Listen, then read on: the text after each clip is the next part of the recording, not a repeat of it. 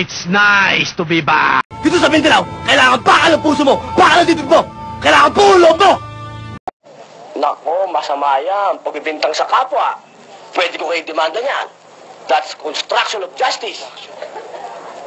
Obstruction of justice. Sensya ka na kapti nga, kasi ngayon lang ako nakakilala ng lalaking katulad mo eh.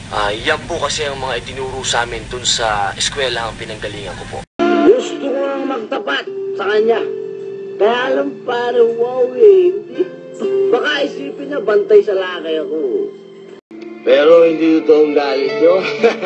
Ang totoo nun, nagseselos ako. Gusto ko ako magsasabi nun. Yung I love you. Alam mo sa pamilya ko ha, isa lang ang mawala. Magwawala ako. Magugulo ang mundo. Kasi ko naiintindihan eh. Natatakot ako kaya ako nagwawala, kaya ako nagsisigaw. Ayoko may mangyaring masama sa'yo. Ngayon ko kailangan lumuto ko para sundin mo ako, luluto ko. Ayan! Hindi nyo kasi inisip ko ano yung mga nandito namin eh. Mga taong katulad kong mahihirap. Malaki na ako! May isip na ako at alam ko na ginagawa ko! Uy, kung makapagsalita ka, parang galing-galing mo na. Wala ka pang kaalam-alam dito sa mundo. Bata ka pa, musmus ka pa, may gatas ka pa sa labi. Hindi ka nababagay dito. Bagay ka dun. Sa mga taong palara.